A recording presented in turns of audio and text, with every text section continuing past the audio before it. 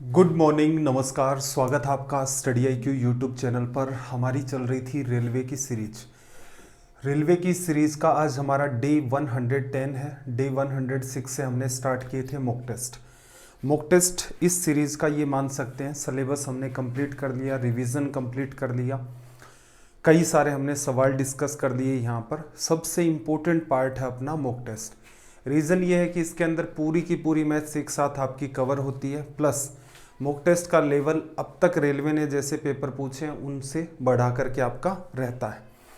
तो चलिए फिर सेशन स्टार्ट करते हैं। सेशन स्टार्ट करने से पहले ज़रूरी बात, ये आपको दिख रहा है टेलीग्राम पर जाएं, सर्च करें वासु स्टडी IQ।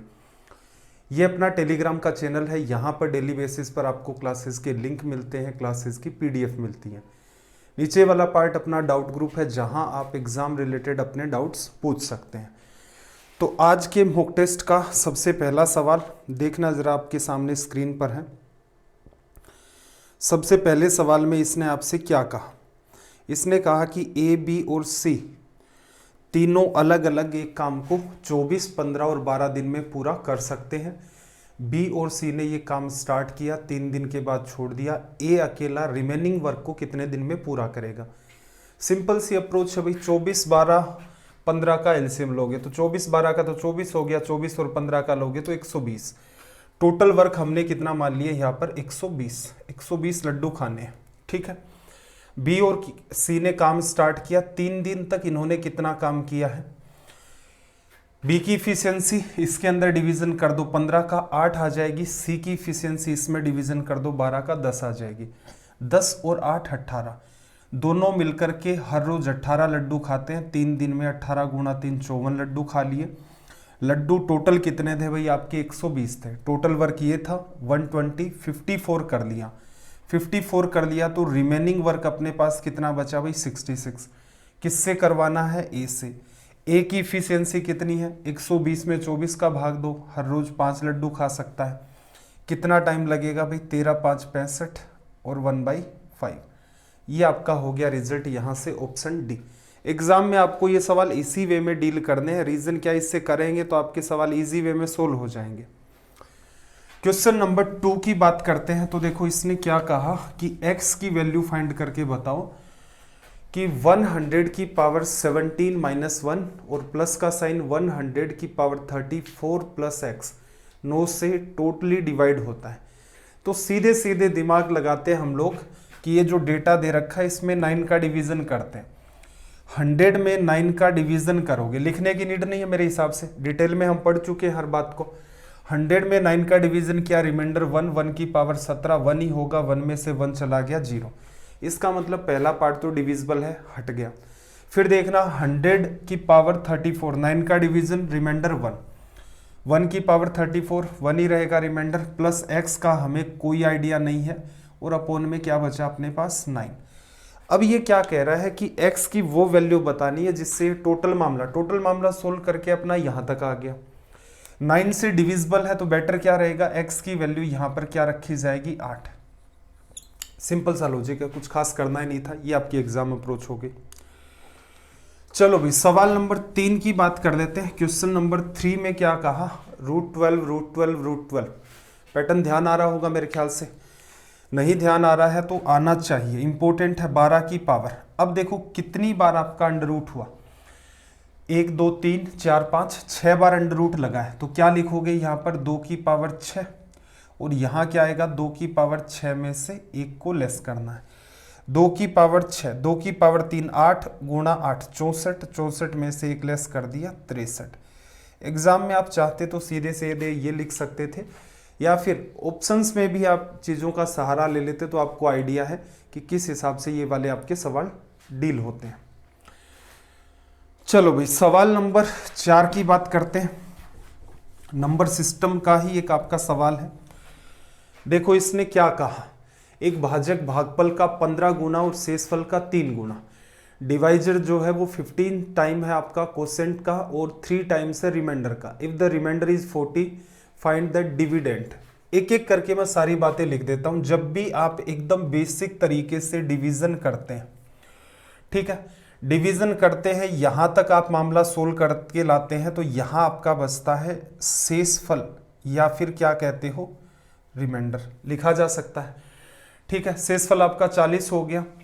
फिर भाजक क्या होता है आपका डिवाइजर, ये यहां पर लिखा जाता है डिवाइजर या भाजक जिसका डिवीजन किया जाता है। ठीक है, फिर आगे देखना जरा भागफल, भागफल का 15 गुना भागफल यहां लिखा जाता है आपका, और जिसमें भाग दिया जाता है वो क्या होता है आपका भाज्य। इंग्लिश में भी लिख लेते हैं, ये आपका क्या होता है क्वोशंट लिखा जा सकता है। और शेषफल का एक मिनट सही तो चल रहा है ना भागफल का, ठीक है। डिविडेंड आपको बताना है, ये आपका पैटर्न होता है। ठीक है, सारी की सारी चीजें मैंने एक जगह करके आपको लिख दी। आप डिवीजन करते हो स्टेप बाय स्टेप, जैसे एक एग्जांपल दे देता हूं। जैसे मान लो आपको डिवीजन करना है 763 के अंदर मान लो 15 का, तो यहां पर जिसका 15 का डिवीजन कर रहे हैं ये तो आपका डिवाइजर हो गया भाजक, जिसमें डिवीजन करते हो वो आपका होता है डिविडेंड या फिर भाज्य। नीचे सोल्व करते जाओगे जो रिमाइंडर आएगा उसे इंग्लिश में शेषफल, और जितनी बार डिवीजन लगा आपका वो भागफल या फिर कोसेंट। ठीक है, 15 का डिवीजन करते हो 15 5 75, 75 आ गया। फिर लेस करते हो 1 बचा 13 आ गया। तो यहां पर एक एक करके आप डेटा लिख सकते हो कि आपका ये रिमाइंडर होता है, ये आपका कोसेंट होता है, और ये आपका क्या होता है डिविडेंड। ठीक है, और ये आपका होता है डिवाइजर, और ये आपका होता है डिविडेंड। अब एक कॉमन सेंस लगाओ। कॉमन सेंस क्या लगाना है भाई आपको एक मिनट क्या मिस्टेक की है भाई, देखो इतनी बड़ी मिस्टेक कर दी। देखो क्या हुआ, 76 में 15 का डिवीजन 5 बार चला गया, एक उतार लिया, 13 में भाग नहीं जा रहा है, तो यहां पर क्या लग गया आपके पास 0। डिवीजन का ये बेसिक तरीका होता है। ठीक है, अब एक बार बात को छोटी सी है वैसे तो ऑब्जर्व करना, 763 को आप कैसे लिख सकते हो। इसमें 15 का डिवीजन 50 बार जाता है, तो आप 15 का डिवीजन 50 बार 15 गुना 50 प्लस आपका रिमाइंडर कितना बचता है 13, 15 5 75, 750 750 प्लस का 13 763। इसी वे में आप लिखते हो। अब ये जो सवाल है ना आपके सामने, इसमें कोई समस्या नहीं है वैसे, ऐसा कोई हाई फाई भी सवाल नहीं है। मुद्दा ये होता है कि आप जब बुक्स वगैरह की प्रैक्टिस करते हैं आपको गिने चुने 2-4 सवाल ऐसे मिलते हैं, आप सोचते हैं इनको या तो बाद में कर लेंगे और कुछ कर लेंगे। सवाल एकदम नकली लेवल का होता है, आपको हर बात बस पता होनी चाहिए। ठीक है, अब यहां पर इसका सॉल्यूशन कर लेते हैं। असल में रिलेशन इतना ही होता है भाई आपका, डिविडेंड बराबर डिवाइजर इनटू में कोसेंट प्लस आपका रिमाइंडर। चलो अपना जो सवाल है उसके हिसाब से एक एक करके बात को लिख लेते हैं हम लोग। इसको मिटा देता हूं, क्या कहा देखना, एक एक बात मैं लिख रहा हूं यहां पर। रिमाइंडर इसने बताया कि 40 है, शेषफल आपका 40 है, और भी कुछ रिलेशन दिया क्या। भाजक जो है आपका वो शेषफल का कितना है 40, अब शेषफल का कितना है 3 गुना, 40 आपका रिमाइंडर है, और आपका जो डिवाइजर बता रहा है 3 गुना, इसका मतलब ये कितना हो गया 120। फिर इसने क्या कहा कि भागफल का 15 गुना है, भागफल का 15 गुना, यहां पर जो भी आएगा उसका 15 टाइम्स करके लिखोगे। 120 कैसे आया होगा भाई, 8 को 15 से गुणा कर दिया। ठीक है, आपसे पूछता है यहां पर जो डेटा लिखा हुआ वो बताओ। अब आपको भी पता है सिंपल सी बात है भाई, 120 का डिवीजन 8 बार चला गया, तो 120 गुणा में 8, तो ये कितना आ गया आपका 960। अगर आपका यहां पर नंबर 960 होता तो 120 का डिवीजन करते 8 बार चला जाता, बट यहां पर आपके पास रिमाइंडर कितना बचा हुआ है 40, तो इसका मतलब इसके पास इससे कुछ एक्स्ट्रा वैल्यू है, और वो एक्स्ट्रा वैल्यू कितनी है 40, तो यहां से आपका रिजल्ट क्या बन गया 1000। अगर आपकी ठीक ठीक कमांड है तो मेरे हिसाब से आप इसे सीधे सीधे इतनी सी दूर के अंदर डील कर सकते हैं। ये वाला पार्ट या इस टाइप का सवाल हमने पहले डिस्कस नहीं किया था, तो इसे आप क्या करेंगे अपने नोट्स में जहां आपने नंबर सिस्टम को पढ़ा था वहां पर शामिल कर देंगे। देखना क्या कहा कि यदि ए आपका फर्स्ट क्वाड्रेंट के अंदर है और 6 10 ए इक्वल्स टू में 5 है, तो यहां से एक तो हम लोग ये बात लिखते थे कि 10 ए की वैल्यू क्या होगी 5/6 लिखा जाएगा। फिर क्या कह रहा है कि 8 sin theta minus 4 cos theta upon 8 sin ए माइनस 4 कोस ए अपॉन में कोस ए प्लस 2 sin ए की वैल्यू क्या होगी। ऊपर और नीचे हर टर्म में साइन या कोस का इन्वॉल्वमेंट है, सबकी पावर भी एक की चल रही है। तो इसका मतलब हम सीधे सीधे क्या डील कर सकते हैं, सिखाया है कई एग्जाम्पल के थ्रू। इसकी वैल्यू साइन थीटा, इसकी वैल्यू कोस थीटा। लॉजिक भी आपको बताया था परपेंडिकुलर बेस और हाइपोटेनस वाला कि यहाँ पर हर टर्म में हाइपोटेनस है, वो कट गया। एक्चुअल में साइन जहाँ काम में ले रहे हैं वहाँ पर हमारे पास परपेंडिकुलर बचा था, तो परपेंडिकुलर की वैल्यू 5। जहाँ कोस काम में ले रहे हैं वहाँ पर असल में क्या बचता है, बेस। रीज़न क्या है, कभी भी साइन ए की वैल्यू 5 हो ही नहीं सकती। ये भी आपको वहाँ पर सिखाया था। साइन ए की वैल्यू क्या होगी, -1 से 1 के बीच में, या तो -1 होगी या 1 होगी या इनके बीच की कोई वैल्यू होगी। ठीक है, अगर वो आपको लॉजिक ध्यान है तो मेरे हिसाब से एग्जाम में ये सवाल कैसे होता, 8 गुणा में साइन ए की वैल्यू 5 रखते, 8 गुणा 5 40 हो गया, -4 गुणा में 6 आपका कितना हो गया 24, अपोन में देखना कोस ए की वैल्यू कितनी आ गई 6 और 5 गुणा में 2 10, कितना आ गया भाई यहाँ से 16 डिवाइड बाई 16 और रिजल्ट 1। तो मेरे हिसाब से ये वाला सवाल अगर आपने 90 डेज वाली क्लासेस देखी हैं तो आपको एक एक करके हर बात का रीज़न बताया है, और ये भी बताया था कि एग्जामिनर कहाँ चालाकी करता है, उस जगह पर आपको क्या पैटर्न फॉलो करना है। चलिए भाई क्वेश्चन नंबर 6 की बात कर लेते हैं। 6 में देखो आपको क्या क्या दिया है इसने। एक तो इसने आपको वैल्यू दी है x minus y equals to में 4, और अगेन एक वैल्यू दी है आपको x इंटू में y इक्वल्स टू में 45। देखो अगर आप यहां से x और y की वैल्यू जज कर सकते हैं तो मामला बड़ा आसान है। 45 तो मल्टीप्लाई आ रहा है और डिफरेंस कितना आ रहा है 4। थोड़ा सा दिमाग लगाओगे, दिमाग पर थोड़ा सा प्रेशर डालोगे, x की वैल्यू पता चलेगी 9 है और y की वैल्यू पता चलेगी 5 है। ठीक है, लिखा जा सकता है। 9 में से 5 चला गया, आपका 4 बचा, एंड 9 इंटू 5 आपका 45 हो गया। पूछा क्या भाई, x का क्यूब 9 का क्यूब 729 माइनस 5 का क्यूब 125, लेस कर दो 4 0 और 6, ये आपका क्या आ गया रिजल्ट। ये बात लिखने वाली नहीं थी।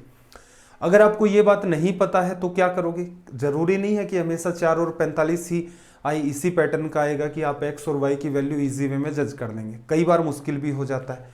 अगर वैसा कोई सिनेरियो क्रिएट होगा तो आप x cube minus y cube, आपको ये दो वैल्यू तो देगा ही देगा, तो आप क्या करोगे यहाँ पर x माइनस वाई लिखोगे, ब्रैकेट में क्या लिखते हो x square plus y square plus का एक्स वाई। ठीक है, स्क्रीन से थोड़ा सा बाहर हो रहा है, सवाल को छोटा कर देते हैं। ये फॉर्मूला बनता है। ठीक है, मैं उस सिनेरियो की बात कर रहा हूं जिसके अंदर आप ये वाली जो बात है इसको पकड़ नहीं पाते, तो उस केस में क्या होगा भाई, x cube minus y cube आपका लिखा जाएगा एक्स माइनस वाई, फिर x square plus y square plus का आपका एक्स वाई। अब आपके पास सिर्फ इसकी वैल्यू है और एक्स माइनस वाई की वैल्यू है, तो अगला जो पार्ट है इसे फिर मॉडिफाई करना पड़ेगा। एक्स माइनस वाई, ये वाला पार्ट आपका एक्स माइनस वाई का होल स्क्वायर। ठीक है, प्लस एक्स वाई, यहाँ क्या बचेगा माइनस का 2xy और प्लस एक्स वाई बचना चाहिए, तो यहाँ 3xy आप ऐड कर दोगे, तब सोल्व करोगे तो ये वैल्यू आपकी 4 होगी, 4 का स्क्वायर आपका 16 हो गया, प्लस 3 गुणा में 45 आपका कितना हो गया 135। 4 गुणा में यहाँ पर आप सोल्व करोगे, 16 गुणा 4 64 कर लेते हैं, 135 का 270 540, एडिशन करोगे तो 604 आपका रिजल्ट आ जाएगा। मेरे ख्याल से आपको बात समझ में आ गई होगी। सबसे पहली अपनी प्रायोरिटी ये होती है क्या हम x और y की वैल्यू को जज कर सकते हैं। अगर आप जज कर सकते हैं तो सवाल एकदम आसान है। ठीक है, अगर जज नहीं कर सकते तो आपकी फॉर्मूले पर कमांड होनी चाहिए, अगर फॉर्मूले पर कमांड नहीं है तो मान के चलें आपसे सवाल सोल्व नहीं होगा। रीजन, या तो आप इनके फैक्टर ढूंढने में कि x की वैल्यू ये रखता हूं तो ये आती है, x की वैल्यू ये रखता हूं, इतने में ही आपका टाइम किल हो जाएगा। तरीके आपको दोनों ही आने चाहिए। ये वाला तरीका यहां से स्टार्ट हो रहा था, असल में देखा जाए तो एग्जाम अप्रोच आपकी यहां से स्टार्ट थी, आपने कंडीशन देखी तुरंत जज कर लिया, x की वैल्यू 9 होगी और y की वैल्यू 5 होगी, सीधे सीधे लिखा, 9 का क्यूब आप 729 माइनस 125 604 आ गया। और दूसरा तरीका आपका ये वाला है। चलो भाई क्वेश्चन नंबर 7,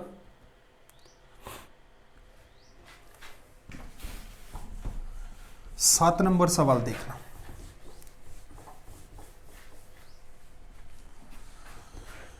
साथ में देखो क्या कहा, ट्राइंगल एबीसी में ए बी बराबर 6√3, ए सी बराबर 12, बी सी बराबर 6। तो एंगल बी का मान आपसे पूछा गया है कि एंगल बी की वैल्यू क्या होगी। इन सवालों में एक आपके पास हल्का सा कॉमन सेंस होना चाहिए। कॉमन सेंस दो कैटेगरी का हो सकता है। आप या तो क्या करो, जितनी भी साइड है सबका रेशियो ले लो, सबका रेशियो ले तो 6√3, फिर आपके पास 12 और फिर आपके पास 6 सब में से कटेगा √3, 2 और 1। ऐसा रेशियो आपने कभी पढ़ा? बिल्कुल पढ़ा भाई आपने। हाइट एंड डिस्टेंस में 30 डिग्री का जब ट्राइंगल बनता था या 60 डिग्री का जब ट्राइंगल बनता था, उसमें ये बात बनती थी। ठीक है, एक कॉमन सेंस तो आपका ये हो गया कि यहां पर जो आपके पास ट्राइंगल बनने वाला है वो कैसा होगा, राइट एंगल ट्राइंगल होगा। क्लियर। दूसरी बात, दूसरा क्या कॉमन सेंस लगाएं, देखो क्या तीनों जो साइड है इक्वल है? नहीं है। क्या इनमें से कोई भी दो साइड इक्वल है? नहीं है। तीनों ही साइड आपकी डिफरेंट है और एग्जाम में साइंटिफिक कैलकुलेटर अलाउ नहीं होता है, तो कैसा सवाल पूछेगा? जाहिर सी बात है, राइट एंगल ट्राइंगल में वही पढ़ा हुआ हाइट एंड डिस्टेंस का पार्ट पूछेगा, तो ये मस्ट हो जाता है कि यहां पर आपका जो ट्राइंगल है वो क्या होगा, right angle triangle. Right angle triangle आपने बना लिया, अब साइड को जज करते जाओ। सबसे बड़ी साइड आपकी क्या है यहाँ पर 12, ए और सी की वैल्यू कितनी है 12। फिर देखना ए बी और सी, और यहां पर देखो ए सी की वैल्यू आपके पास हो गई 12, बी से सी तक की वैल्यू हो गई 6, ए से बी तक की वैल्यू 6√3। ये दोनों वैल्यू इसको जस्टिफाई कर रही है। कॉमन सेंस तो आपको अभी भी लगाना पड़ेगा। आपसे क्या पूछा, एंगल बी की वैल्यू। एंगल बी की वैल्यू तो चलो 90 डिग्री हो गई। यहां पर मान लो कल को सवाल होता कि what will be the value of angle C और what will be the value of angle A, ये दोनों सवाल अगर आपसे पूछता तो क्या कॉमन सेंस लगाते? वही रेशियो लेते, इसका इसका इसका, √3 1। ठीक है, बड़ी वैल्यू आपकी √3, छोटी वाली 1। √3 किसके सामने होती थी, 60 डिग्री के सामने, और ये किसके सामने होती थी, 30 डिग्री के सामने। क्लियर है। हाइट एंड डिस्टेंस आपको पढ़ाया गया था, डिटेल में पढ़ना है तो एसएससी सीडीएस के लिए पढ़ाया था, वहां से पढ़ सकते हो। रेलवे के हिसाब से पढ़ना है तो रेलवे के हिसाब से जो अपनी 90 डेज की सीरीज चली थी उसमें आपको अच्छे से पढ़ाया था। ठीक है, थोड़ा सा कॉमन सेंस लगाएंगे तो इन चीजों को आप इजी वे में डील कर सकते हैं। चलो भाई, नेक्स्ट क्वेश्चन को जल्दी से रीड करो, और अटेम्प्ट होता है तो बहुत अच्छी बात है। देखना जरा क्या कहा, एक वृत्ताकार उद्यान, सर्कुलर गार्डन है, रेडियस कितनी है भाई 42, और इस वृत्त के 8 चक्कर लगाने में तय दूरी। तो असल में देखा जाए तो क्या होगा, एक चक्कर में कितनी दूरी, इनटू में 8, आप सरकमफेरेंस को 8 से मल्टीप्लाई करना है। अब एक बात बताओ, जब आपके पास रेडियस 7 होती है तो सरकमफेरेंस क्या होती थी, 44।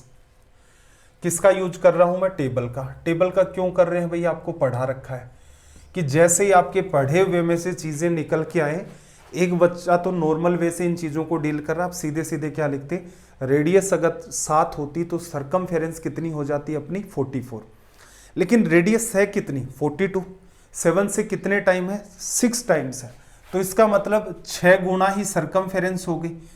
एक राउंड में जो दूरी तय की है वो ये है। 8 चक्कर आपको लगाने हैं तो इनटू में क्या कर दो 8। ठीक है, मल्टीप्लाई दिखने में थोड़ा टिपिकल है लेकिन थोड़ा सा प्रयास करो। देखो 8 गुना 6 48, असल में आपको क्या करना है, 48 को 4 से करना है। ये कंफर्ट जोन में नहीं रहता, लेकिन ऐसे तो समझ सकते हो 2 × 2, ये भी एक आपका छोटा सा मान सकते हो कैलकुलेशन का पार्ट। आप देखेंगे, इंप्लीमेंट करेंगे चीज़ों को, तभी आपका डर निकलेगा कि कई बार बड़े बड़े नंबर होते हैं दिखने में, लेकिन आप मल्टीप्लाई कर सकते हो। कैसे भाई 48 को 4 से करना है, 48 गुना 2 96, 96 गुना 2 करोगे 192, लिखा जा सकता है। 48 × 2 96, 96 इंटू में 2 हो जाएगा 192, कैरी कितना आ गया, सॉरी 2 लिखा जाएगा, कैरी आपका 19। अगेन ये 192 हो गया, 192 में 19 आप ऐड करोगे तो कितना आ जाएगा 211। तो ये आपका क्या हो गया यहाँ से रिजल्ट। ठीक है, ये छोटा सा पार्ट है। बहुत बार ऐसी नीड होती है कि मल्टीप्लाई नहीं कर पाते हम लोग, जैसे किसी नंबर को 6 से मल्टीप्लाई करना है, ठीक है, सीधे नहीं कर पाते हैं तो उसको थोड़ा थोड़ा ब्रेक कर देते हैं। जैसे 32 को 6 से करना है तो 32 गुना 3 क्या हो गया 96, 96 को क्या कर दो 2 से 192। चलिए भाई, क्वेश्चन नंबर 9। और एटलीस्ट क्लास जब कंप्लीट हो जाए कमेंट जरूर किया करें कि आपको ये सेशंस कैसे लगते हैं, कैसा इंप्रूवमेंट हो रहा है, आपका कोई सजेशन है तो वो भी बताएं। देखो 9 नंबर में क्या कहा कि एक पर्सन है, एक आर्टिकल को उसकी कॉस्ट प्राइस से 10% पर बेचता है। यदि उसने इसे 332 रुपए अधिक में बेचा तो उसे क्या होता है, 20% का प्रॉफिट। वस्तु का आरंभिक विक्रय मूल्य क्या है। अब एक बात बताओ, इनिशियल लेवल पर मैं बात करूं तो मेरे पास सीपी 100% होती है, 10% लॉस पर बेच रहा है, मतलब 90% पर बेच रहा है। ठीक है, अगले केस में क्या चाह रहा है, 20% का लाभ, 100 सीपी थी तो कितने में बेचे, 120 में। 90 में शुरुआत में बेच रहा था, बाद में 120 में बेच रहा है, कितने का अंतर, 30 का अंतर। असल में क्या है, 30 का अंतर नहीं है, वो है 332। 332 रिप्रेजेंट करता है 30 को, 1 की वैल्यू निकालनी है अपोन में 30। इनिशियल लेवल पर सेलिंग प्राइस पूछी है, 1 की वैल्यू आ गई। इनिशियल लेवल पर सेलिंग प्राइस कितनी थी आपकी, 90। कितनी बार कैंसिल आउट भाई, 3 बार। 32 इंटू 3 आपका 96 हो गया, और 3 गुणा 3 आपका 9 हो गया। 996 आपका यहां से निकल के आ गया रिजल्ट। चलो भाई, देखना एक सवाल और है सिंप्लीफिकेशन का। यदि प्लस का अर्थ आपका माइनस है, माइनस का प्लस, मल्टीप्लाई का डिवीजन, डिवीजन का अर्थ मल्टीप्लाई। एक छोटी सी बात मिस हो गई है यहां पर, उसको लिख लेना। अब ये देखो, ये जो लैंग्वेज होती है बड़ी आसान होती है। क्या कह रहा है, प्लस का मतलब माइनस है, माइनस का मतलब प्लस है, मल्टीप्लाई का मतलब डिवीजन है, डिवीजन का मतलब मल्टीप्लाई है। तो इस वाली लैंग्वेज में कोई खास तनाव नहीं होता है। एक लैंग्वेज ये लोग ऐसे प्रीफर करते हैं, प्लस का मतलब माइनस, माइनस का मतलब मल्टीप्लाई, मल्टीप्लाई का मतलब डिवीजन, डिवीजन का मतलब प्लस। वो भी एक पर्टिकुलर पैटर्न होता है। कई बार थोड़ा सा उलझा देता है, प्लस का मतलब डिवीजन है, माइनस का मतलब आपका मल्टीप्लाई है, मल्टीप्लाई का मतलब प्लस है, डिवीजन का मतलब माइनस है। तो ये थोड़ा थोड़ा चैलेंजिंग होता है। कई बार लैंग्वेज आसान होती है, जैसे इसकी आसान है कि प्लस की जगह माइनस रखो, माइनस की जगह प्लस, मल्टीप्लाई की जगह डिवीजन, डिवीजन की जगह मल्टीप्लाई। पूरा आपको सोल्व करना ही है इसके अंदर। देखना, सीधे सीधे लिखोगे तो देखो 42 माइनस की जगह प्लस, प्लस का 12, मल्टीप्लाई की जगह डिवीजन 3, प्लस की जगह माइनस, और इसके बाद अगला क्या है भाई आपका 8 डिवीजन 2, डिवीजन की जगह मल्टीप्लाई, प्लस का, प्लस की जगह आपका क्या आ जाएगा यहाँ पर -15। अपोन में अगर बात करें तो 8 डिवीजन में आपका कितना आ गया 2 प्लस 4 माइनस 9, और अगला पार्ट जो है आपका क्या है डिवीजन, डिवीजन की जगह क्या आ जाएगा मल्टीप्लाई 3। सबसे पहले क्या सोल्व होगा, डिवीजन। देखना यहां से क्या आ जाएगा, 12 में 3 का डिवीजन 4 आ गया, 8 गुणा 2 16, और -16 -15 माइनस का 31, ये कितना आ गया 46 में से माइनस का 31 करोगे तो ये अपने पास क्या बचेगा 15। अपोन में देखना ये कितना बना भाई 8 डिवाइड बाई 2, 4 4 4 8 माइनस 27, 8 में से 27 को लेस कर दिया माइनस का 21, और आगे सोल्व हो, 1 मिनट यार, -21 कैसे होगा, माइनस का 19 होगा। ठीक है, तो यहां से आपका ऑप्शन सी है वो क्या बन गया करेक्ट। इतना सा लिखना था, और बाकी छोटे छोटे पार्ट्स में आपका मामला ब्रेक हो जाता तो सीधे सीधे आप डील कर सकते हैं। लैंग्वेज रीड करो, नेक्स्ट सवाल की जल्दी से। देखो क्या कहा कि यदि ए बी और सी किसी वृत्त पर 3 बिंदु इस प्रकार से हैं कि जीवाई या कोड ए बी और ए सी सर्कल के सेंटर ओ पर क्रमशः 110 डिग्री और 130 डिग्री का एंगल बनाती हैं, तो एंगल बी ए सी की वैल्यू क्या होगी। डायग्राम बनाना पड़ेगा। डायग्राम अगर हम लोग इसका बनाएं तो देखना जरा, एक तो आपके पास कोड क्या है, ए बी है, ए बी 110 डिग्री का, सेंटर मान लेते हैं इसका ओ, यहां पर मान लेते हैं कहीं ए है, और यहां पर कहीं मान लेते हैं हम लोग बी है। सेंटर पर ए बी ने, ए बी चाहे आपको देखो ये पढ़ाते टाइम मैंने एक्सप्लेन भी किया था, वो चाहे तो ए बी को कोड बना ले, वो चाहे तो ए और बी दोनों को पॉइंट पढ़ा रहने दे, कोई फर्क नहीं पड़ता। ए ओ बी की वैल्यू जो असल में है वो कितनी है 110 डिग्री। असल में ए बी कोड ने सेंटर पर एंगल बनाया। फिर क्या कह रहा है कि ए सी जो है वो 130, 110 तो यहां हो गया, थोड़ा सा और बड़ा करके बना लो, ये जो पूरा का पूरा एंगल है ये कितना है 130 डिग्री, ये क्या आपके पास सी, और इस बार कोड कौन सी आपके पास, ये वाले हो गई। अब आपसे क्या कह रहा है कि एंगल बी ए सी की वैल्यू बताओ। बी है ये आपका, ए ये है और सी आपका ये है। इस पर्टिकुलर एंगल की वैल्यू आपसे पूछी है। एक बात बताना, ये 110 है, ये 130 है, तो बीच का जो गैप होगा वो कितना होगा, 20 डिग्री होगा। अगर मैं सब कुछ यहां से मिटा दूं तो थोड़ा सा दिमाग लगाना, किया थोड़ा सा दिमाग इतना ही लगाना है कि देखो बी और सी ने सेंटर पर जो एंगल बनाया वो कितने डिग्री का, 20 डिग्री का। बी और सी सरकमफेरेंस पर यहां से यहां तक जितने भी डिग्री का एंगल बनाते, इसका जस्ट डबल आपका ये होने वाला था। तो इसका मतलब क्वेश्चन मार्क की वैल्यू क्या होगी, 10 डिग्री। प्रॉपर्टी मेरे ख्याल से याद आ रही होगी, इस टाइप से हमने पढ़ी थी। अब डायग्राम जरूरी नहीं होता है कि हमेशा ही जैसा आपने पढ़ रखा वैसा ही बने।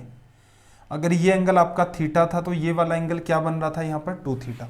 यहाँ 20 बन रहा है, BC की वजह से BAC पूछा है जो सरकमफेरेंस पर है, तो एंगल क्या हो जाएगा आपका 10 डिग्री।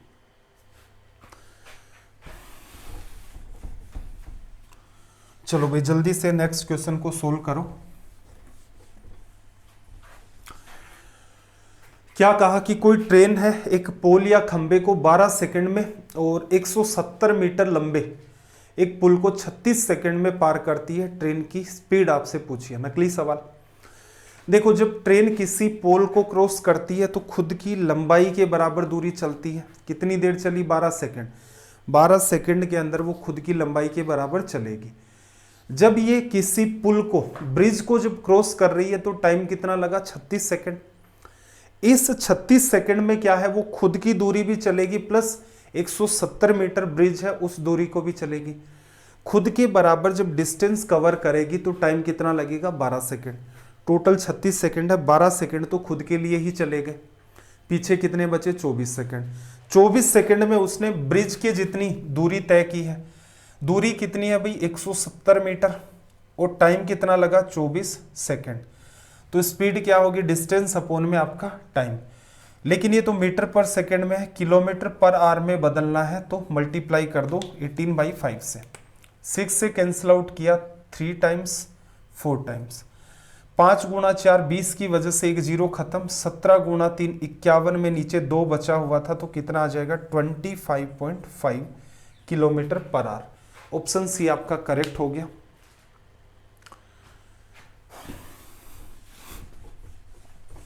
देखना नेक्स्ट क्वेश्चन को। क्या कहा कि एक विद्यालय में विद्यार्थियों की कुल संख्या 640, टोटल स्टूडेंट 640 है। बॉयज की संख्या और गर्ल्स की जो संख्या उसका रेशियो 5:3 है। अगर स्कूल के अंदर 30 लड़कियां और एडमिशन ले लेती हैं, नामांकन किया जाता है, तो विद्यालय में और कितने लड़कों का नामांकन या एडमिशन होना चाहिए जिससे लड़कों की संख्या लड़कियों की संख्या से अनुपात 14:9 हो जाए। नकली कैटेगरी का सवाल है। किसको टारगेट कर लो भाई, बॉयज वर्सेस में गर्ल्स को।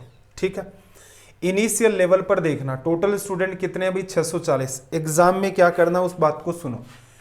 बॉयज हैं 5, गर्ल्स हैं 3। 8 किसको बताता है, 640 को। किससे मल्टीप्लाई किया, 80 से। 8 640 को बताता है, 80 से गुणा किया। तो लड़कों की अगर हम लोग बात करें तो यहां पर 5 लड़के थे, तो 80 गुणा 5 कितना आ गया, 40। ये 400 हो गया। ये कितने हो गए भाई, 240 लिखा जा सकता है लड़कियां बची हुई। अब क्या कह रहा है, लड़कियों का नामांकन किया जाता, 30 लड़कियां आ गई, तो अब लड़कियां कितनी होगी, 270। लड़के कितने और आ जाएं, x और आ जाएं। अब रेशियो कितना बता रहा है आपको, बॉयज का गर्ल्स के साथ रेशियो 14:9। चलो भाई सोल्व कर लेते हैं। 9 से कैंसिल आउट करोगे 3 टाइम, 30 हो गया। 14 गुणा 3 42, 420 बराबर 400 प्लस x की वैल्यू 400 को उस साइड में भेज दो, राइट साइड में। रिजल्ट क्या आ जाएगा आपके पास, 20। एग्जाम अप्रोच आपको सिखा रखी थी कि इन सवालों को कैसे डील करते हैं। चलो भाई नेक्स्ट क्वेश्चन की तरफ मूव करते हैं। क्या कहा इसने, ए और बी किसी काम को 18 डेज में कंप्लीट कर सकते हैं, बी और सी 30 दिन में।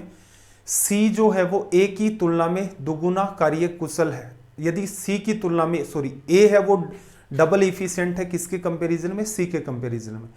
बी अकेले उस काम को कितने दिन में पूरा करेगा। तो देखो ए और बी है आपके पास, ए है आपके पास और बी है। दूसरे केस में आपके पास बी है और सी है। ये 18 दिन में काम करते हैं और ये करते हैं 30 दिन में। एलसीएम लोगे तो टोटल वर्क 90 लड्डू खाने, इनकी इफिशियंसी कितनी आ गई भी 5 और इनकी इफिशियंसी कितनी आ गई 3। सब कुछ सीख रखा है।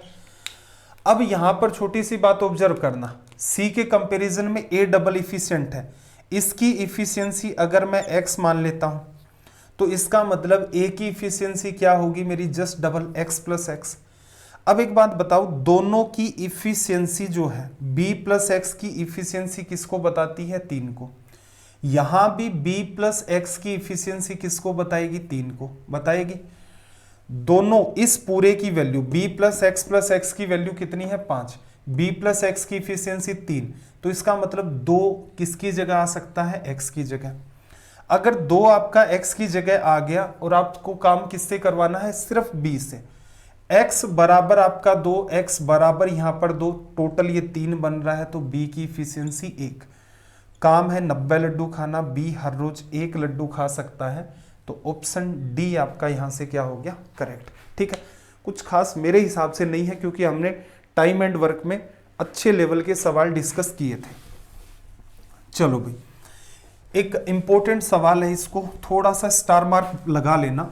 एसएससी का ही वैसे सवाल है, ऑलमोस्ट सवाल हम लोग जो डिस्कस कर रहे हैं वो एसएससी के हैं।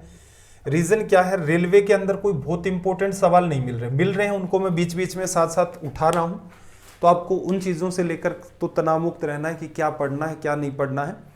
आपको जो स्टार्टिंग के अंदर अपनी सीरीज स्टार्ट हुई थी तो कंप्लीट गाइड किया था कि कौन सी बुक आपको पढ़नी है पैरेलल में, कौन से क्वेश्चंस लगाने हैं, कितना सिलेबस हो जाए तो मॉक टेस्ट कब से स्टार्ट करने हैं, कौन से मॉक टेस्ट आपको देने हैं, कैसे एनालाइज करना उनको, हर बातों पर डिस्कशन कर दिया।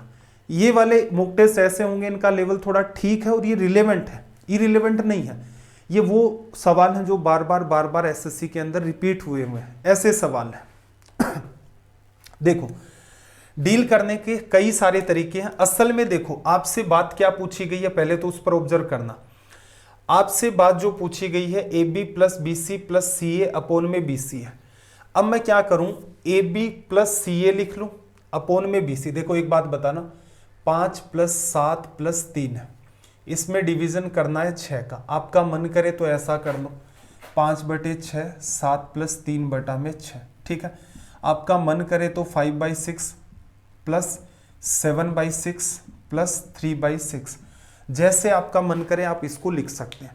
तो सबसे जरूरी बात है, इतनी बात आपकी क्लियर होनी चाहिए। फिर थोड़ा सा आप अगर ऑब्जर्व करें तो आपके सवाल में जो बात पूछी गई है, असल में बीसी का डिवीजन करना है। बीच वाली टर्म आपके पास क्या है, बीसी, तो बीसी में बीच वाली टर्म में बीसी का डिवीजन करूंगा 1, और अलग से आपके पास क्या बचा, A B plus B C upon में सी, या यूं कह लो कि सभी के अंदर बीसी का अगर हम लोग डिवीजन करना स्टार्ट कर देंगे तो आपके पास एक तो 1 बचेगा, पहली टर्म में बी से बी कटेगा, ए अपॉन में सी बचेगा, बीच वाली टर्म को लिख ही दिया है, सी ए अपॉन बी सी है, सी से सी कट जाएगा, तो आपके पास क्या बचेगा, ए अपॉन में बी। एक्चुअल में आपसे बस इतना सा पार्ट पूछा गया है, इसकी वैल्यू क्या है। सोल्व करने के 2 तरीके, एक एक करके बात को समझना। देखो, x की पावर 2a उसने कहा कि बराबर है y की पावर 2b और बराबर है z की पावर 2c, और ये 0 के इक्वल नहीं है, तो हमने क्या मान लिया कि ये इक्वल किसके हैं भाई, k के। ठीक, k की वैल्यू क्या करें, तो देखो एक बार अगर आप रिलेशन ये निकालना चाहे, डिटेल में मैं इसीलिए समझा रहा हूं, असल में एग्जाम में इतना कुछ नहीं करना। असल में इसने एक आपको रिलेशन दिया है कि एक्स स्क्वायर बराबर आपका क्या है, वाई जेड। एक्स स्क्वायर की जो वैल्यू है वो बराबर किसके, आपकी वाई जेड के। ध्यान से बात को समझना, सब कुछ दे रखा था, हमने अपनी तरफ से क्या लिया है, इसके बराबर में के। अब मैं एक आपको रिलेशन निकाल के दिखा रहा हूं कि इसके और इसके बीच में रिलेशन कैसे निकलेगा। एक्स की पावर 2a बराबर के हो गया, एक्स की पावर 1/2a करूंगा तो x बचेगा, और दोनों तरफ ही क्या करना है आपको, पावर के 1/2a कर दिया, तो ये क्या बचेगा, k की पावर 1/2a बचेगा।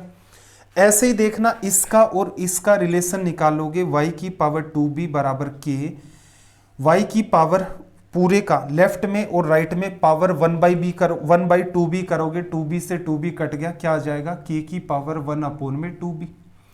ऐसे ही z का रिलेशन निकालोगे, z बराबर k, z की पावर 2c बराबर k, पावर दोनों ही तरफ 1/2c करोगे तो ये कैंसिल आउट हो जाएगा और यहां पर क्या बचेगा, k की पावर 1/2c ये बचेगा। ये बात आपको पकड़ में आई क्या? इंपॉर्टेंट ये है कि पहले तो आप देख करके, रीजन ये है कि देखो मैं शायद मेरे ख्याल से 1-2 दिन हो गए मैं कमेंट्स को थोड़ा सा ऑब्जर्व कर रहा था। कुछ बच्चों का, कुछ क्या मतलब 2-3 कलाकार बच्चों का कमेंट था, मतलब वो पहली बारी मैंने कमेंट देखे थे, मतलब वो नए बच्चे थे। उनका ये कहना था कि सर आप तो बड़ा डिटेल में करवाते हैं, इतना एग्जाम के अंदर कैसे किया जाएगा, इस हिसाब से करेंगे तो पेपर ही नहीं पूरा होगा। अब मुझे एक बात बताओ, कम से कम इसीलिए मैं कहता हूँ जो पुराने वाले बच्चे हैं एटलीस्ट वो तो कमेंट कर दिया करें कि नया बच्चा आता है उसको पता ही नहीं चलता कि टीचर पढ़ाता कैसे है, और वो क्या चाह रहा है कि एक सवाल जैसे ये चल रहा है, इस सवाल को समझने के लिए और भविष्य में ऐसा कोई भी XYZ सवाल आ जाए उसके साथ डील करने के लिए आपके पास बेसिक स्ट्रॉन्ग होना चाहिए।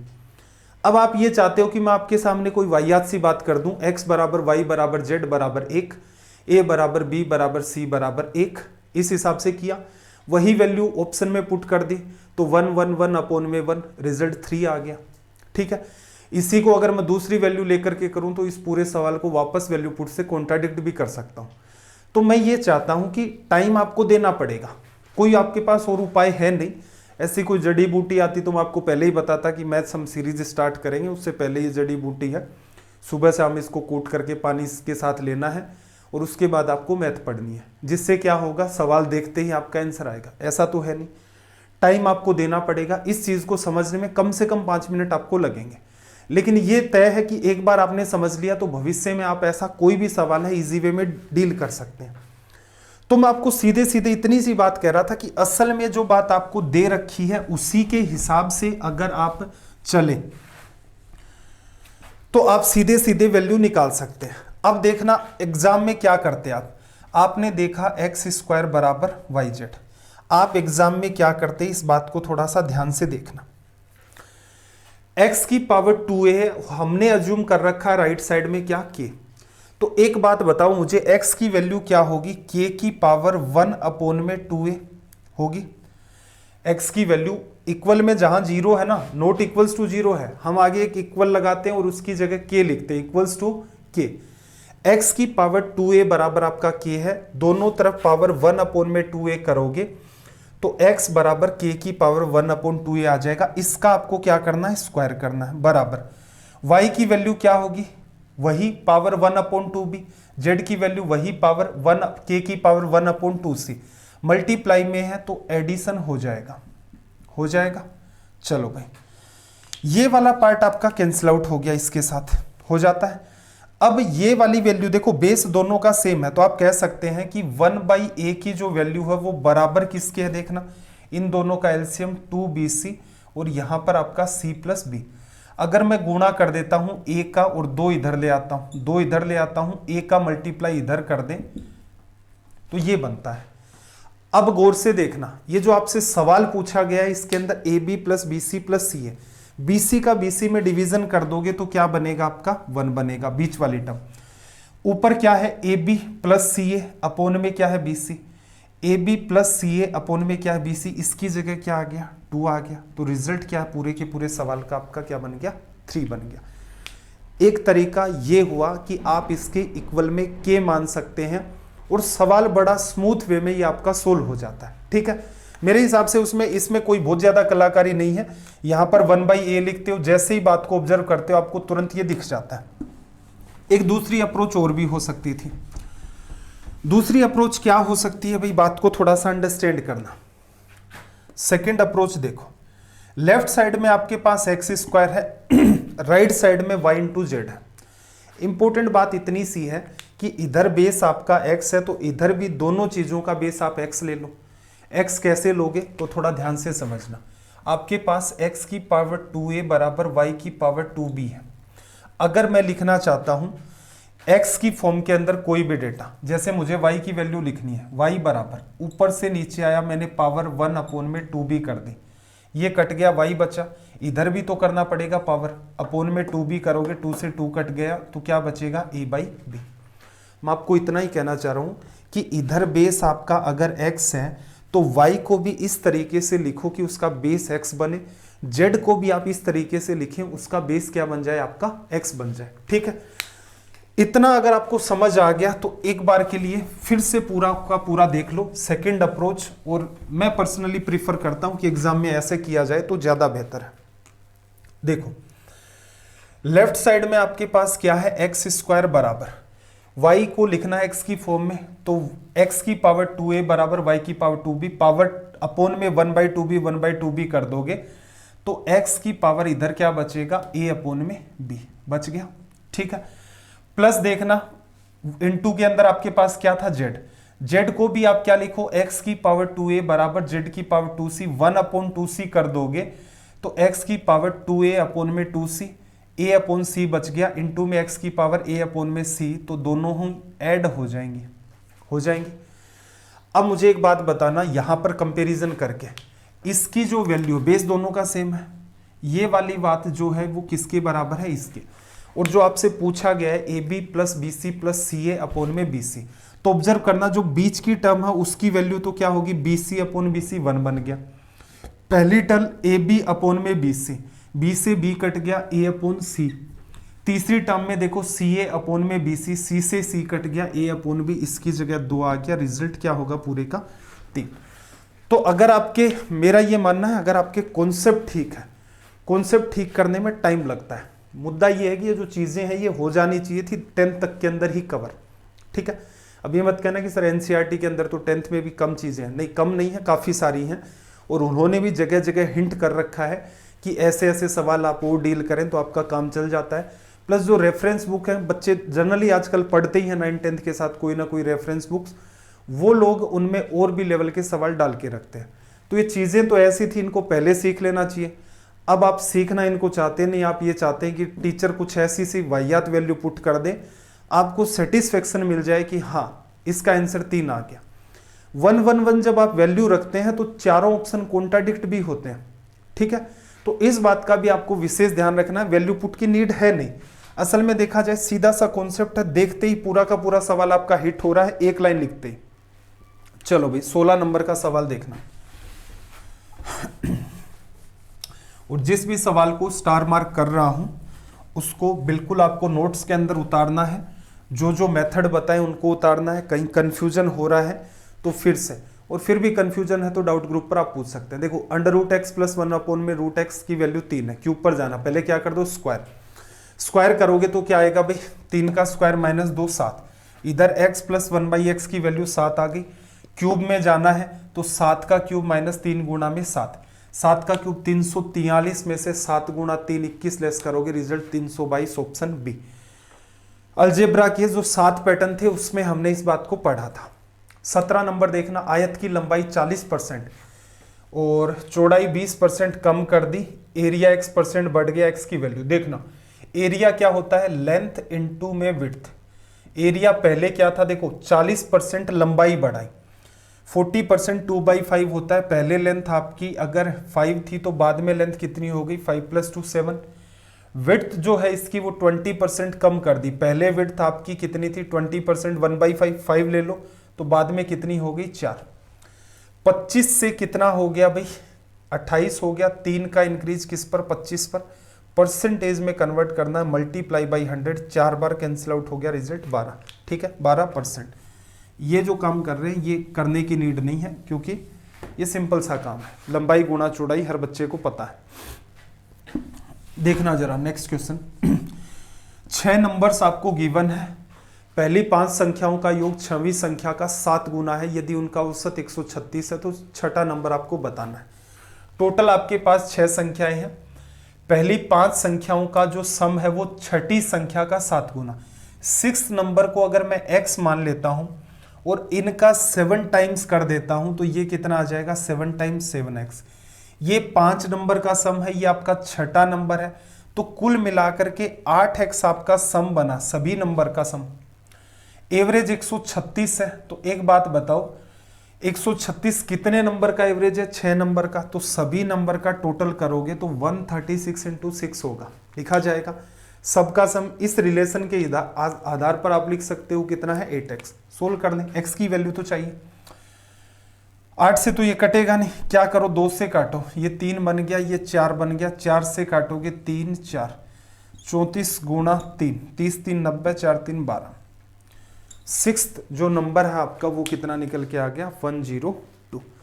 19 नंबर का सवाल देखो, एकदम खत्म सवाल है, खत्म पढ़ रखा इसलिए। बाकी किसी ने अगर जीवन में नहीं पढ़ रखा उसके पास सिवाय तुक्का मारने के कुछ नहीं बचता इस सवाल के अंदर, ठीक है। देखना, a प्लस बी की वैल्यू 45 डिग्री है, तो 1 प्लस 10a इंटू में 1 प्लस 10b की वैल्यू क्या होगी? वैसे तो आपको पढ़ाया था कि 2 होगी, फिर भी मान लो भविष्य में आप भूल गए। एक तो अपना मेथड क्या है, ये डायरेक्ट, ठीक है। फिर भी आप भूल गए तो सेकंड मेथड देखना, a की जगह मैं 0 डिग्री रख दूं, b की जगह मैं 45 डिग्री रख दूं, टोटल जो सम है मेरा 45 डिग्री जस्टिफाई हो गया। तो आप सवाल में क्या करो, ये की ये बात रख दो, 1 प्लस 10 है, 1 प्लस 10 0 की वैल्यू 0 और 1 प्लस 10 45 की वैल्यू 1, 1 इंटू में 2, रिजल्ट क्या आ गया? 2। प्रॉपर्टी याद है तो देखते ही सवाल हिट कर दोगे, नहीं याद है तो फिर क्या करो, वैल्यू पुट कर सकते हो। देखो एक सवाल और उठाया है, सिमिलरिटी पर बेस्ड है। सिमिलरिटी को हमने उस हिसाब से नहीं पढ़ा था, तो थोड़ा सा जो जो बातें मैं आपको कहूं एक बार के लिए उसको उतार जरूर लेना। ट्राइंगल एबीसी में एम एन को बताया है कि पैरेलल है बीसी के। क्वाड्रिलेटरल या चतुर्भुज MBCN का एरिया 130 स्क्वायर सेंटीमीटर है और AN रेशियो में NC का जो बता रखा है आपको वो कितना है? 4:5। ट्राइंगल MAN का एरिया क्या होगा? थोड़ा सा बात को समझना, सिमिलरिटी के सवाल मुझे रेलवे में दिखे नहीं थे सिवाय किसके? मिड पॉइंट थ्योरम के। देखो जब भी कभी किसी ट्राइंगल में पैरेलल लाइन दिखे तो आप समझ जाना पैरेलल, इसमें 2 सिमिलर ट्राइंगल है। और इस बात का विशेष ध्यान रखना कि एक ट्राइंगल ही दूसरे ट्राइंगल के सिमिलर होता है, कभी भी ट्राइंगल को आप क्वाड्रिलेटरल के सिमिलर नहीं बता सकते। सिमिलरिटी का सिंपल सा मतलब ये मान सकते हो, 2 चीजें दिखने में एक जैसी हैं, हूबहू एक जैसी नहीं है, बस दिखने में आपकी 2 चीजें एक जैसी हैं। जैसे सर्कल होगा, सर्कल एक छोटा है एक काफी बड़ा है और एक उससे भी बड़ा है, तो वो क्या हो गया? दिखने में एक जैसी है। जैसे आपकी बॉल होती है और फुटबॉल होता है, दिखने में उनकी शेप एक जैसी सी होती है, एग्जैक्ट देखोगे तो एक जैसी नहीं होती, तो वो क्या है? सिमिलर शेप्स हो जाती हैं। तो ऐसे ही ट्राइंगल में 3 साइड होती हैं, दूसरे ट्राइंगल में भी 3 साइड हैं। 2 ट्राइंगल सिमिलर हो सकते हैं, हमेशा ही सिमिलर नहीं होते, लेकिन कभी भी ट्राइंगल का कंपैरिजन आप क्वाड्रिलेटरल से नहीं कर सकते क्योंकि एक में 3 साइड है, एक में 4 साइड है, वो कभी भी सिमिलर नहीं होंगे। सिमिलरिटी का एक सिंपल सा उसूल है क्या? कि एक ट्राइंगल आपका ये है और दूसरा ट्राइंगल इसके सिमिलर ये है। अगर इधर एंगल थीटा है, इधर भी थीटा है, ये साइड अगर 3 है, ये 4 है, ठीक है, तो इनके एरिया लेंथ का रेशियो क्या है? 3:4। लेंथ किस में होती है भाई? सेंटीमीटर में। एरिया किस में होता है? सेंटीमीटर स्क्वायर में। तो जो लेंथ होती है उसी का स्क्वायर कर दिया जाता है। सिमिलरिटी ध्यान रखना 10-12 घंटे का चैप्टर है, क्योंकि इसको 7-8 घंटे तो खुद में पढ़ना पड़ता है, प्लस 4-5 घंटे इसको अलग से अलग अलग जो पार्ट होते हैं कि रोम्बस में सिमिलरिटी कहाँ काम आ रही है, ट्राइंगल में कहाँ काम आ रही है, पैरेललोग्राम में कहाँ आ रही है, ट्रेपीजियम में कहाँ काम आती है, फिर आगे चल के कोन की कटिंग में सिमिलरिटी कहाँ काम आती है। 10-12 घंटे का चैप्टर रेलवे के हिसाब से इंपॉर्टेंट है नहीं, इसलिए मैंने आपको नहीं पढ़ाया सिवाय मिड पॉइंट थ्योरम के, ठीक है। काम की बात इतनी सी है कि सिमिलर ट्राइंगल आपके सामने अगर कोई आएगा सवाल तो कुछ इस हिसाब का आएगा, ठीक है। तो इसमें सिमिलर कैसे हुए? 2 ट्राइंगल सिमिलर हो गए, एक तो छोटा ट्राइंगल और एक ये बड़ा ट्राइंगल। असल में देखा जाए तो 2 ही है।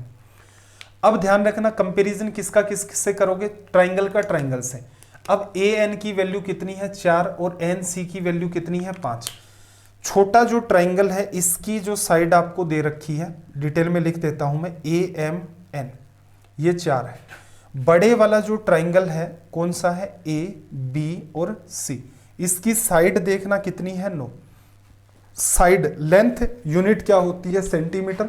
एरिया में जाते हो तो एरिया की यूनिट क्या होती है, centimetre square. Same to same इसी पैटर्न को फॉलो करना होता है। इसका एरिया निकालोगे तो कितना आएगा 16, इसका एरिया कितना आएगा 81, किसमें, रेशियो में। अब एक बात बताओ, पूरे का एरिया आपका कितना है 81, ठीक है। इस वाले पार्ट का एरिया, स्क्रीन से बाहर तो नहीं जाना, 16। तो एक बात बताओ, इसका एरिया कितना होगा पूरे में से, 81 में से 16 को लेस कर दो, कितना, 65, ठीक है। ध्यान रखने वाली बात यह है, अमूमन इसमें बच्चे कॉमन मिस्टेक क्या करते हैं, वो सोच लेते हैं कि एरिया स्क्वायर करना है बस, 4 का स्क्वायर 16, 5 का स्क्वायर 25। नहीं, 4 का स्क्वायर 16 ठीक है, लेकिन दूसरा पार्ट तो क्वाड्रिलेटरल है ये तो एक छोटा ट्रायंगल बड़े ट्रायंगल के साथ ही आपका सिमिलर होगा, क्वाड्रिलेटरल के साथ नहीं होगा, ठीक है भाई। बात समझ में आ गई, कर दें कंपैरिजन। देखो MBCN का एरिया कितना है, ये वाला पार्ट है, कितना बता रहा है 130। क्या किया अभी, जस्ट डबल, MAN की वैल्यू निकालनी है, जस्ट डबल कर दोगे, कितना आ जाएगा 32, ठीक है। SSC में जब पढ़ लेते हैं तो उसमें ये एकदम नकली सवालों के अंदर कंसीडर हो जाता है कि इस सवाल में कोई दमखम नहीं है।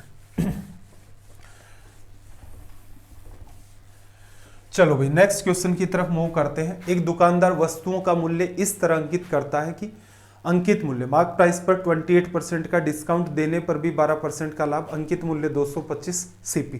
इससे खत्म सवाल क्या होगा, बार बार पढ़ते हैं, CP से SP में जा सकते हो, मार्क प्राइस से SP में जा सकते हो। CP X रुपए मान ली, प्रॉफिट कितने का लेना, क्योंकि प्रॉफिट लॉस CP पर ही होगा, 12% का, तो यहाँ क्या लिख दें, CP का 112%, क्या निकली भाई SP। ऐसे ही मार्क प्राइस कितनी दे रखी है 224, डिस्काउंट 28% का 28 लेस करोगे तो रेट कितनी बचेगी 72%, 224 का 72%, ये लिखा जाएगा। सोल्व कर दो भाई, नकली सवाल है इसलिए कोई खास दिमाग नहीं लगाना। ये कितनी बार कट गया, 2 बार। एक्स की जो वैल्यू कितनी आ गई 144, ये उस आर्टिकल की क्या होगी, कॉस्ट प्राइस। 22 नंबर का सवाल देखो, क्वेश्चन नंबर 22। 2 सिलेंडर हैं, आधार की रेडियस कितनी है अभी 3 और 4, और फिर इसने क्या कहा, हाइट का रेशियो 49, उनके वॉल्यूम का रेशियो, वॉल्यूम क्या होता है, base area pi R square into में हाइट। जब भी रेशियो लोगे तो पाई तो आपका कैंसिल आउट हो जाएगा। लेफ्ट में आर रेडियस, पहले वाले की रेडियस का स्क्वायर, दूसरे वाले की रेडियस, रेडियस कितनी है 3 और 4, 3 का स्क्वायर 9, 4 का स्क्वायर 16 आ गया। पहले की हाइट कितनी है भाई 4, और दूसरे पहले की हाइट और दूसरे की हाइट कितनी है 9। वॉल्यूम का रेशियो बताना है, देखो 9 से 9 ये इससे कटेगा, रिजल्ट क्या आएगा 4। इनको भी क्या है एकदम इजी कैटेगरी के अंदर डाल के रखते हैं। देखना जरा नेक्स्ट क्वेश्चन, x, y और z आपके पास कितने हैं, 3 आपके पास इंटीजर हैं, x प्लस वाई 8 है, y प्लस जेड 13 है, z प्लस एक्स आपका कितना है 17 है, ठीक है। इसमें आपको क्या करना है, देखो पहली टर्म में x y है, फिर y z है, फिर z x है, तीनों को ऐड करोगे तो क्या आ जाएगा 2 बार x, 2 बार y, 2 बार z। राइट साइड में सम करोगे तो देखना जरा 17, 13, 30 और 8 38, 2 बार x, 2 बार y, 2 बार z बराबर 38, 2 का डिवीजन कर दोगे तो तीनों का सम कितना आ गया 19। अब थोड़ा सा कॉमन सेंस लगा लो, क्या कि भाई x प्लस वाई की वैल्यू कितनी है आपके पास 8, 8 में क्या जोड़ा 19 हो गया, 8 में आपने जोड़ा 11, 19 हो गया। ऐसे ही देखना y और z की वैल्यू कितनी है 13, y और z की 13, इसकी 11 है तो इसकी कितनी बचेगी 2, 11 और 2 13 है, सबका सम 19 होना है, वैल्यू निकाल ली। पूछा क्या, x का स्क्वायर 36 और अपोन में वाई जेड 11 गुणा 2 22, सोल्व करोगे 18 अपोन में 11, ठीक है। किया हुआ है अगर आपका तो एकदम इजी वे में एग्जाम अप्रोच आपकी यही बनती है, सीधे सीधे आप डील कर सकते हैं। चलो भाई जल्दी से इस सवाल को रीड कर लें।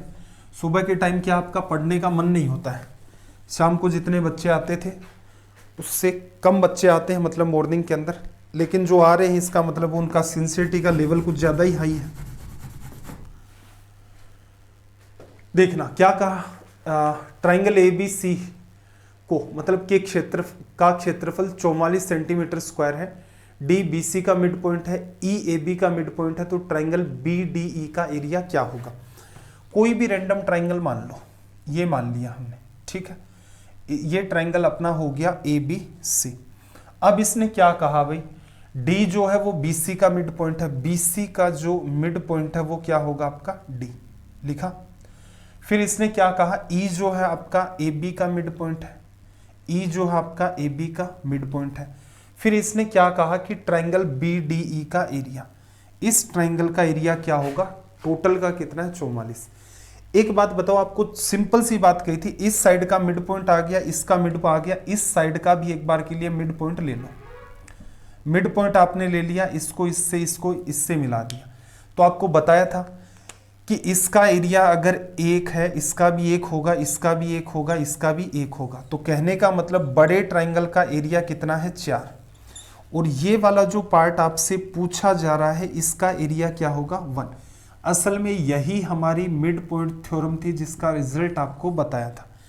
एक की वैल्यू चाहिए, पूरे ट्रायंगल का एरिया कितना आ चुका है भाई आपका, यहाँ से 4 आ गया। 4 किसको बताता है भाई आपका 44 को, 11 टाइम्स किया तो 1 की वैल्यू कितनी आ जाएगी 11 सेंटीमीटर स्क्वायर। ठीक है, एकदम नकली सवाल। मिड पॉइंट थ्योरम में ऐसा सवाल होता है, एक बार आपने पढ़ रखा है तो आप तुरंत जज कर लेते हैं कि अच्छा टोटल 4 होता है, इस छोटे ट्रायंगल का एरिया क्या हो जाता है 1।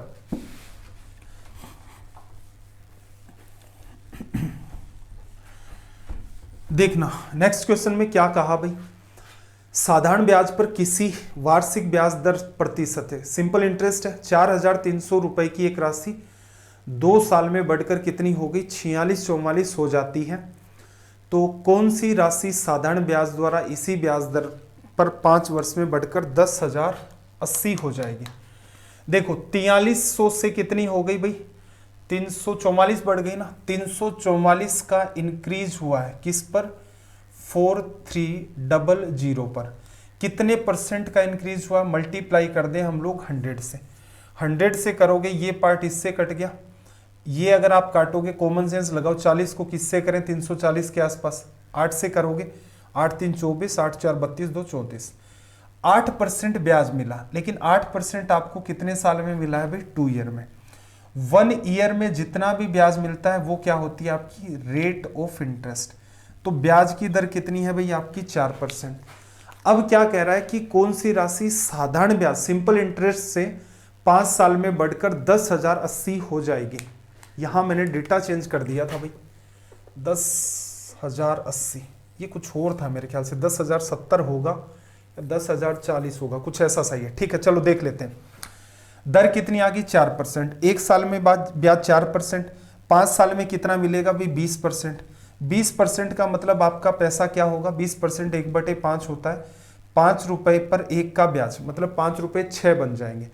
तो यहां पर पैसा कितना हो गया आपका 10,080, किसको बताता है जो 6 हो गया, 1 की वैल्यू अपॉन में 6 इंटू में क्या आ जाएगा 5। ठीक है भाई, इसको सोल्व कर लेना। इसकी कोई डिफरेंट वैल्यू थी, मैंने चेंज कर दी थी उस वैल्यू को थोड़ा सा, और इसकी वजह से आपका रिजल्ट प्रॉपर नहीं आएगा। देख लेते हैं 16 6 96, 4 बचा, 8 6 48 और 0, 5 से गुणा करना है, हाफ कर दो 840 और 1 लगा दो 0, 8,400। ठीक है, यहां पर कोई डेटा चेंज कर दिया था तो देख लेना। चलो भाई नेक्स्ट क्वेश्चन की बात कर लेते हैं। ये तो फिर से नकली सवाल आ गया ना, स्क्रीन से बाहर नहीं जा रहा। ठीक है, x बराबर 4 cos से प्लस 5 sin है, y बराबर 4 sin है माइनस 5 cos है। नकली कैसे भाई, सीधे सीधे पता आपको x square plus y square बराबर क्या होगा 4 का स्क्वायर 16 प्लस 5 का स्क्वायर 25, एडिशन करोगे 41, ये लिखते थे। सवाल नंबर 27 देखना, 27 नंबर का सवाल, इसको कर लो आप स्टार मार्क कर दो, इंपॉर्टेंट सवाल है, देखना जरा ध्यान से पढ़ना। ट्राइंगल एबीसी में ए बी बराबर क्या है आपका AC, बी से होकर के एक सर्कल ड्रॉ किया गया है और वो क्या करता है AC को D पर टच करता है। ठीक, और D पर टच करता है और AB को बिंदु P पर काटता है। यदि बिंदु D AC का मिड पॉइंट है तो और AP की वैल्यू कितनी है 2.5, तो AB का मान क्या होगा। SSC ने इसे कई बार रिपीट किया, ध्यान से समझना। सवाल इजी है एकदम वैसे तो, लेकिन इंपॉर्टेंट है। एक ट्राइंगल आपको दिया, ट्राइंगल AB में AB बराबर AC है, तो मैं क्या कर लूं, ये मेरा AB हो गया, ये मेरा AC हो गया, दोनों ही इक्वल हैं, हो गए। फिर क्या कह रहा है कि बी से होकर के एक सर्कल ड्रॉ किया है, बी से होकर, बी को सेंटर मान करके ऐसा कर देना भाई, a circle drawn through B, B को केंद्र मानकर एक वृत्त खींचा गया है जो क्या करता है आपका AC को D पर टच करता है। तो ये सर्कल कुछ ऐसा सा मान लेते हैं हम लोग कि ये हमने एक सर्कल ड्रॉ कर दिया और ये क्या करता है इस पॉइंट पर D पर इसे टच करता है। अब क्या कह रहा है कि और इसको AB को किस पर कट करता है, ये आपका P पर कट करता है। और फिर इसने कहा कि जो D है वो AC का मिड पॉइंट, कहने का मतलब ये वाली जो साइड है ये वाली साइड के बराबर होगी। A से P तक की जो दूरी है आपको वो कितनी दे रखी है, 2.5 सेंटीमीटर। ठीक है, आपसे क्या पूछ रहा है, A से B तक की लंबाई। दिखने में लग रहा होगा क्या कर दिया, बात को ध्यान से समझना। अगर मैं A से B तक की लंबाई को x मान लूं, ये पूरी भी लंबाई x होगी और ये वाली लंबाई मेरी क्या होगी, इसका हाफ x/2 x/2। अब मुझे एक छोटी सी बात बताओ, कोड की आपको प्रॉपर्टी बताई थी, क्या बताई थी, एक कोड आपने ड्रॉ कर दी PAB, PA इंटू PB, और यहां पर एक कोड ड्रॉ करते थे हम लोग C और D, PA इंटू PB बराबर PC इंटू में PD, ये पढ़ा था। उसके बाद इसी को मॉडिफाई किया था और आपसे ये कहा था कि एक केस ऐसा भी बनता है जिसमें आपको यहां टेंजेंट देता है। तो रिलेशन क्या था हमारा, PA इंटू में PB बराबर क्या होगा, PT का स्क्वायर, ये आपका बनता था। यहां भी अगर आप गौर से देखें, इस पार्ट को मैं हटा देता हूं, हटा दिया मैंने, यहां से आप बात को थोड़ा सा ऑब्जर्व करना।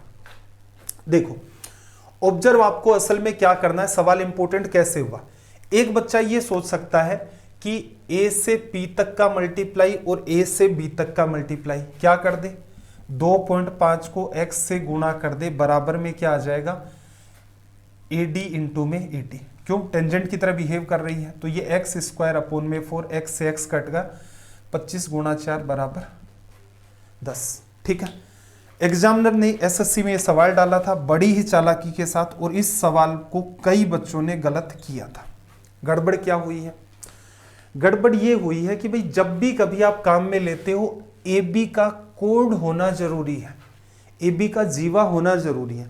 अब मुझे एक बात बताओ, यहां से यहां इसको तो छोड़ो, क्या ये कोड है, नहीं, इसको क्या करना पड़ेगा, आपको आगे की तरफ बढ़ाना पड़ेगा। B को कहीं मिड में यहां ले लेते हैं, थोड़ा सा फील भी आए कि सेंटर है। ठीक है, अब जो वैल्यू हुई है, A से B तक का डेटा आपको दे रखा था, x मान लिया हमने यहां से यहां तक, क्योंकि वो साइड आपको इक्वल दे रखी थी। डायग्राम वो का वही है, सब कुछ वैसा का वैसा ही है, लेकिन इस पॉइंट को अगर मैं k मानता हूं तो मुझे पता है 2.5 को मल्टीप्लाई किससे करना है, मुझे AP इंटू में AK, जैसे PA इंटू PB कर रहे हैं।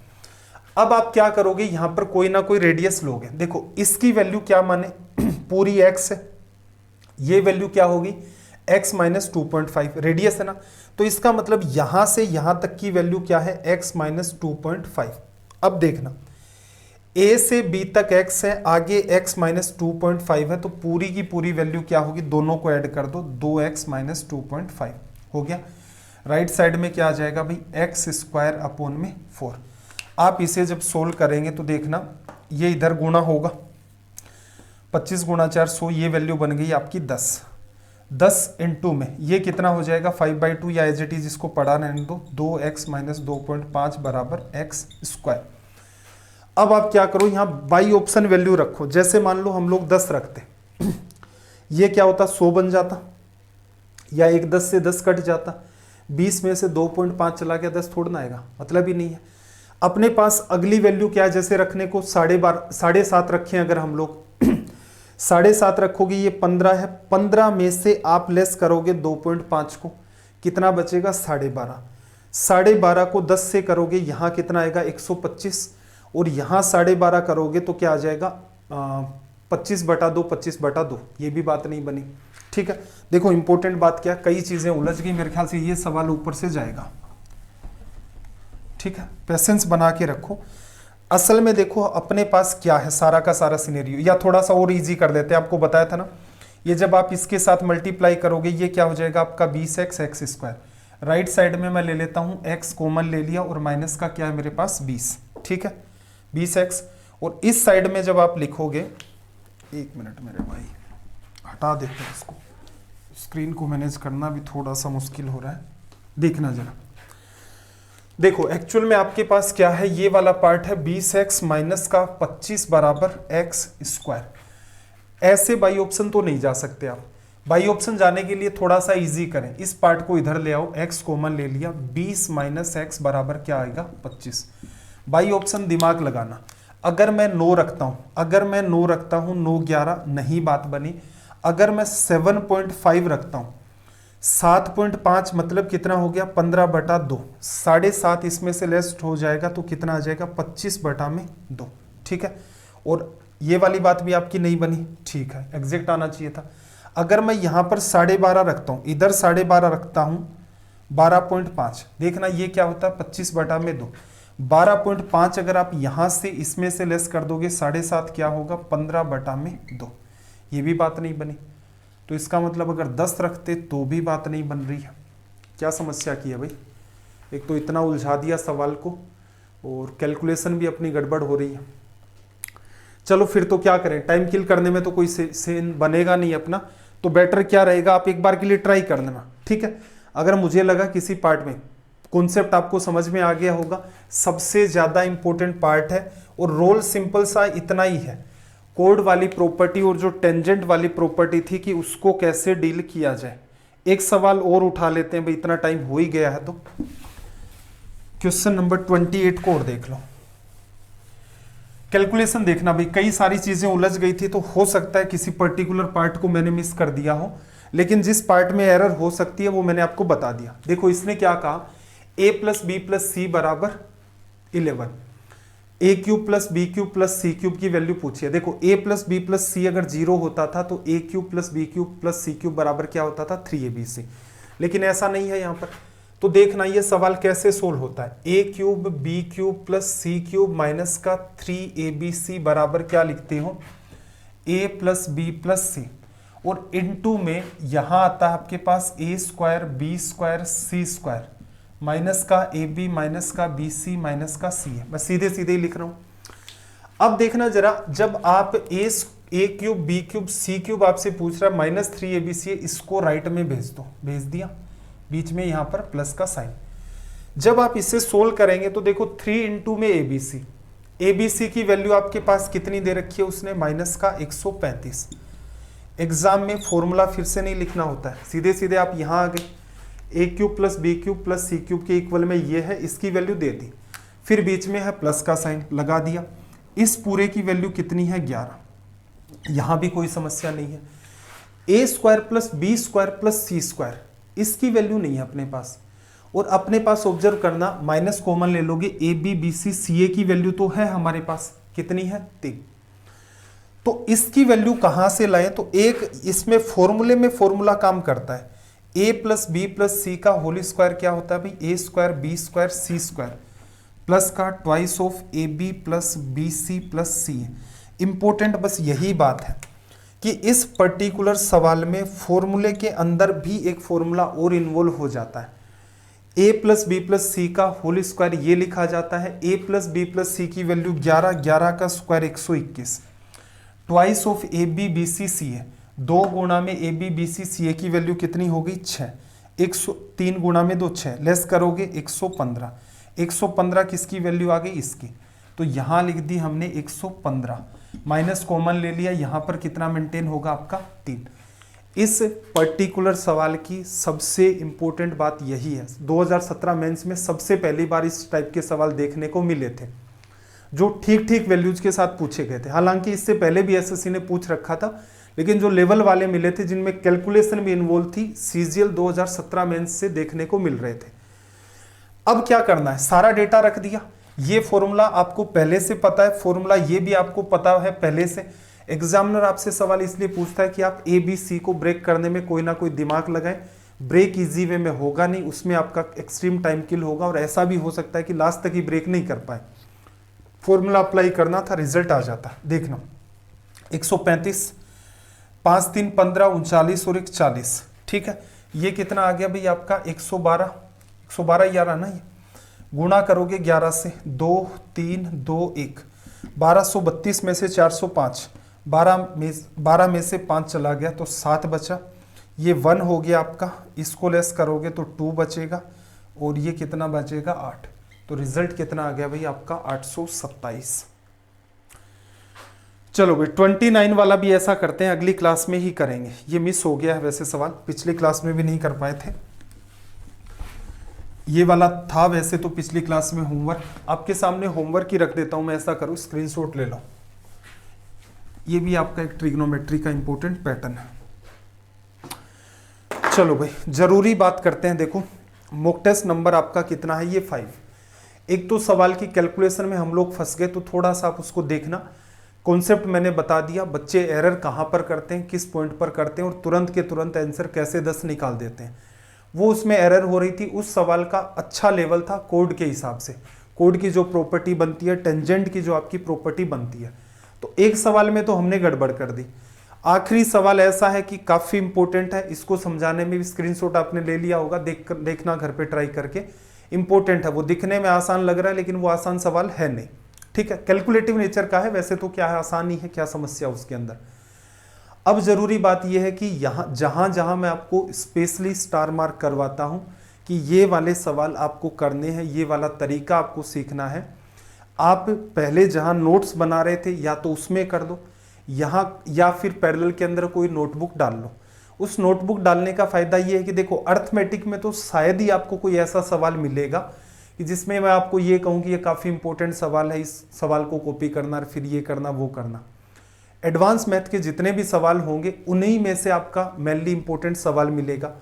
एक मॉक टेस्ट में हम लोग 25 से 30 सवाल करने का प्रयास करते हैं। उसके अंदर जो जो सवाल आपको इंपॉर्टेंट लगे, किसी बच्चे को हो सकता है 2 ही सवाल ठीक लेंगे, किसी को ये लगता है कि 5 सवाल ऐसे थे तो शानदार थे, तो उन 2 सवालों को, 5 सवालों को, 10 सवालों को उस नोटबुक में उतारें, ठीक है।